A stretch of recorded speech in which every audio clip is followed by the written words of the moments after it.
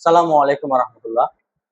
IELTS practice করতে গিয়ে, IELTS পড়াশোনা করতে গিয়ে, আইএলটিএস নিয়ে একটু স্টাডি বা রিসার্চ করতে গিয়ে আমি রেগুলার কিছু জিনিস নোটিস করছি। যেখানের মধ্যে নাম্বার 1 হচ্ছে, আপনার যদি ভোকাবুলারি ভালো না থাকে, আপনি যদি শব্দার্থ জ্ঞানে দুর্বল হন, তাহলে আপনার জন্য আইএলটিএসটা কঠিন। আপনি কোনো একটা বই পড়ে যদি বুঝতে না পারেন, কোনো একটা কোয়েশ্চেন পড়ে যদি বুঝতে না পারেন, রিডিং এ আপনি প্যাসেজের ভেতরের অংশ যদি বুঝতে না পারেন, আপনার ভোকাবুলারি যদি খুবই কম হয়, আপনার শব্দার্থ জ্ঞান যদি খুবই কম হয়, তখন আইএলটিএস আপনার জন্য খুবই কঠিন হবে। অপোজিট চিন্তা করলে, যার শব্দার্থ জ্ঞান বেশি, যার ভোকাবুলারি বেশি, তার জন্য আইএলটিএস ততটা সহজ। এখন স্পিকিং এর ক্ষেত্রেও vocabulary important. Reading, writing, listening ৪ টা ক্ষেত্রে ভোকাবুলারি ইম্পর্টেন্ট। লিসেনিং দিয়ে যদি শুরু করি, লিসেনিং এর আপনার ভালো করার জন্য রিডিং এর পাওয়ারটা অনেক বেশি ইম্পর্টেন্ট। মানে আপনি শোনার সাথে, সাথে তালে, তালে আপনি পড়ে কঠিন শব্দগুলো বুঝে, কোয়েশ্চেনটা বুঝে আনসার করতে পারতেছেন কিনা, এটা কিন্তু অনেক বেশি ইম্পর্টেন্ট। এইজন্য সলিউশন কি হিউজ প্র্যাকটিস। প্রচুর ইংরেজি শুনতে হবে, যাতে ইংরেজি শুনতে, শুনতে আপনার কান মানে বোতা হয়ে যায়। মানে শুনতে, শুনতে কান এত বেশি অভ্যস্ত হয়ে যাবেন ইংরেজিতে, তখন আপনার ইংরেজি শুনে বোঝার ক্ষমতাটা বাড়বে। পাশাপাশি আপনার রিডিং স্কিলটা অনেক বেশি থাকতে হবে, comprehension skill.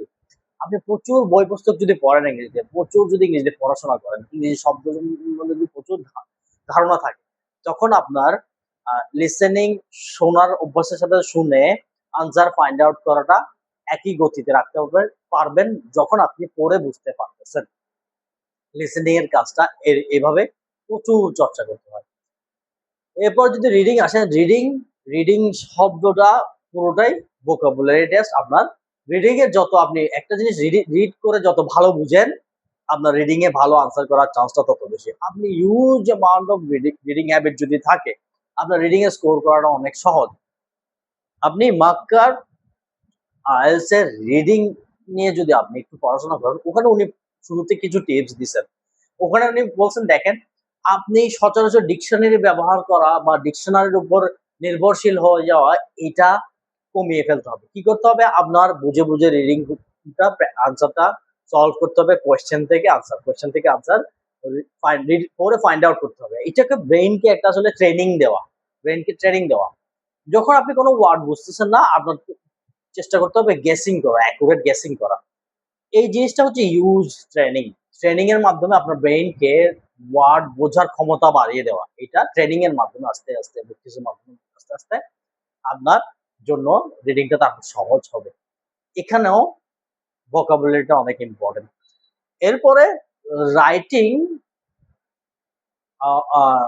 Listening, reading, speaking এর কথা বলি আগে। স্পিকিং এ ইংরেজি কথা বলাটা বেশিরভাগ নির্ভর করে আপনি কত বেশি ইংরেজি শুনেন এবং সাথে, সাথে বলার চেষ্টা করেন। আমাদের ব্রেইনটা হচ্ছে, আপনি ইনফরমেশন প্রথমে ইনপুট করবেন। ইনফরমেশন ইনপুট করার পরে এটা যত বেশি ইনফরমেশন ইনপুট করতে পারবেন, তাহলে আউটপুটটা তত ভালো হবে। ইনফরমেশন আউটপুটটা তত ভালো হবে। তাহলে বেশি, বেশি শুনবেন, বেশি, বেশি বলবেন।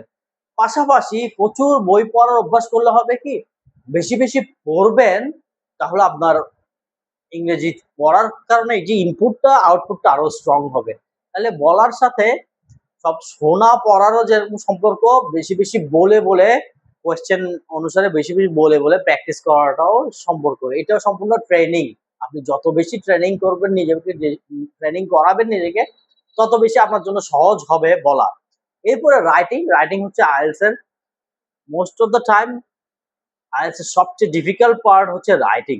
রাইটিং এর সলিউশনটা কি? রাইটিং এর সলিউশন হচ্ছে যে চর্চা করতে হবে। আপনার এক্সাম্পলওয়ালা, ব্যান্ড 9 এক্সাম্পলওয়ালা আপনি ইন্টারনেটে সহ বিভিন্ন বইও পাবেন, যেখানে রাইটিং টেস্ট 1 এবং 2 এর অনেকগুলো এক্সাম্পল আছে। ওই এক্সাম্পল গুলো আপনি ইন দ্য বিগিনিং দেখে, দেখে লেখার চেষ্টা করবেন, এবং দেখে, দেখে লিখলেও আপনার ব্রেইন কিন্তু এটা অ্যাকসেপ্ট করবে। যত বেশি দেখে, দেখে, ধরেন আমি আমার যাদেরকে পড়াই বা আমার বন্ধুকে যখন পড়াচ্ছিলাম, তখন আমি তাকে বললাম যে, "আপনি ১০০টার মতো রাইটিং টেস্ট এটা এসে হোক, রাইটিং টেস্ট গ্রাফ বা পাই চার্ট এই ধরনের 1 এর রাইটিং টেস্ট হোক, আপনি দেখে লিখতে থাকেন। দেখে লিখতে থাকেন। ১০০টা করে লেখেন। লেখার পরে এরপরে বাকি ১০০টা না দেখে লেখেন। অর্থাৎ লিখতে হাত, ব্রেইন সব অ্যাডজাস্ট হয়ে যায় যে আসলে প্যাটার্নটা কেমন, কিভাবে লিখতে হয়। এভাবে আপনি চর্চা করলে দেখবেন যে IELTS একটা মোটামুটি ভালো স্কোর করা পসিবল। প্র্যাকটিসটা হচ্ছে আসল ফ্যাক্ট। আর রাইটিং এর জন্য দেখে লেখা, এরপর না দেখে লেখা। আপনি ১০০টা দেখে লিখবেন, বাকি ১০০টা না দেখে লিখবেন। দেখবেন যে আপনার হাতের লেখাও ইমপ্রুভ হয়েছে, হ্যাঁ? আমি টাইপিং আনসারের কথা বলতেছি না। আমি রাইটিং এর কথা বলতেছি। মানে হাতে লিখে যে এক্সাম দেয় ওটার কথা বলতেছি। তো এইটা হচ্ছে আমার IELTS স্টাডি করা, প্র্যাকটিস করা এক্সপেরিয়েন্স। তো আমি আরো টুকটাক স্টাডি করতে ছোট ভিডিও দিতে পারি ইনশাআল্লাহ।